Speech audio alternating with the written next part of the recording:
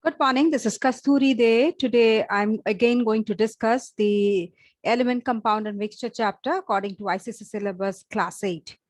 Okay, so in my last video, I was discussing about the separation procedures. Okay, separation of a mixture procedures. So in my last videos, I discussed about the liquid mixture separation, some parts of it, some of the points of the liquid mixture, and mainly I discussed about the solid liquid mixture separation procedures. Okay, so today again I'll start with that liquid mixture separation procedure. Some points are still left on that topic, so I'll start with that. So the today's I'm starting with the chromatography. Okay, it is also a separating process of liquid mixture.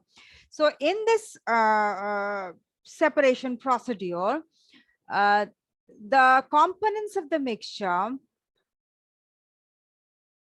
have to be very similar in their properties. Okay, when the components of the mixture are very similar to their properties, both of them are liquid, but the properties are very similar. That in that case, we use this chromatography method. Okay, now for example, see when we want to separate the components of ink, when we want to separate drugs from blood, okay, this at that time we use this chromatography method. Okay, now the simplest form of this chromatography method is paper chromatography. Okay, with this method, the colored I mean the coloring part of the components gets separated. Okay, mainly this happens. So first, what are the advantages of this chromatography method? A very small quantity of a substance can be separated by this method. Okay, a very small amount, a small quantity of the substance can be separated. Components with very similar physical and chemical properties can be separated. This method identifies the different constituents of a mixture. Okay, and it helps to quantitative estimation of the quantity components. Okay, how much quantity it has been used, the components, how much of it has been used. So four things are the advantage of this chromatography method. Is very small quantity can be separated, so small quantity of the substance can be separated. Then it has very similar, the components have very similar physical and chemical properties, and that those type of substances can be separated. Then it identifies the different constituents of the mixture very correctly, and it also helps in quantitative estimation of the components. Okay, next is we come to the separation of gas mixture.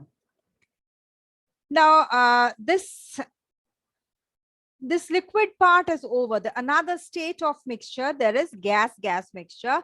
How to separate this type of mixture? First is diffusion. See, diffusion is it's a method which depends on the differences in the densities of the gases present in the mixture. Okay, this diffusion that depends on the densities of the gases which are present in the mixture. The lighter one diffuse more rapidly than the heavier one. Okay, for example, see a mixture of hydrogen and oxygen. So hydrogen is lighter than oxygen, and so it diffuses first. So the lighter one, the lighter gas will diffuse faster than the heavier one. Okay, so this principle is followed by the process of diffusion. Okay, next is another method is solvent extraction method. Here what happens, it depends, this method depends upon the fact that some gases, they dissolve in the water and in some other solvents. Okay, some gases that are dissolved in the water or in some other solvent, where while some they do not, or very less they are soluble in that solvent or the water. Okay, so some gases they dissolve in water large amount of it is dissolved in water or any other solvent, and the some other gases, they do not dissolve in water, or rather say they were very less soluble in water or any other solvent. For example, a mixture of carbon monoxide and carbon dioxide. These two mixtures can be separated by this method, where carbon dioxide is highly soluble in water, whereas carbon monoxide is sparingly soluble in water. Okay, then another one is liquefaction method. See, in this method, what happens?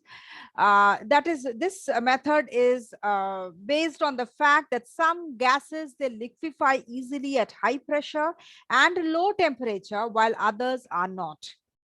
Okay, that is the temperature is lowered, okay, and that pressure is made high. So by giving high pressure and lowering the temperature, some gases, they liquefy very easily. Okay, like ammonia, nitrogen, they liquefy easily. Okay, now ammonia liquefies leaving behind nitrogen, so ammonia gets liquefied faster than this under high pressure and low pressure, and so I mean low temperature and high pressure than the nitrogen. So it leaves behind nitrogen and ammonia gets liquefied. Nitrogen is being separated from this mixture. One more thing I want to tell you, that in this chromatography, see, this is a paper chromatography picture which is shown in this figure, in this image. See here what happens. Paper is taken and it is a solvent is there inside the jar. Okay, so the paper is dipped inside the jar in such a way that at least some part, like the nominal part, at least it is dipped inside the solvent. Okay, so that this solvent now, it rises up inside the paper. Okay, and then the components of the this is a filter paper which is dipped inside the solvent. Say for example, say ink. Okay, and the lid is given on, and you will see that the components of the ink are being separated out inside on the paper. You can see the different colors, dots in the form of dots. You can see that has been come out on the filter paper, indicating that they have separated the components, that this paper has separated the components from this the substance, the salt, from the solvent. Okay, so this is how this paper chromatography is done. Okay, so this is the end of this chapter. So go through this video, all the videos which of this text portion, go through them. If you have any doubt, do write in the comment box. Do also share with your friends and colleagues so that they can also be benefited from these chapters. I'll be discussing the question answers in my next videos. Okay, so go through this, and please do press the like button and do subscribe to get the notification of my next video. So next video will be discussion of this chapter's question answers. Okay, so thank you for watching and have a good day.